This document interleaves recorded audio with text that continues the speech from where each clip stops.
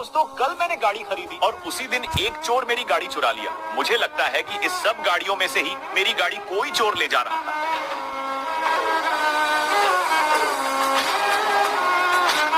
यही मेरी गाड़ी है, लेकिन इसे देखने से पहले। बेटा, मुझे देखकर इग्नोर मत करना। इस बार जो भी एग्जाम में पास होना चाहता है मैं पास कर दूंगी, मगर मेरा भी एक काम करना होगा। तुम्हें इस वीडियो को एक लाइक और चैनल को सब्सक्राइब करना होगा और 5 सच्चे मित्र को शेयर करना होगा। और मेरे बेटे जाते जाते कमेंट में सरस्वती माँ लिख दो। मेरी गाड़ी का तो फालूदा बना दिया।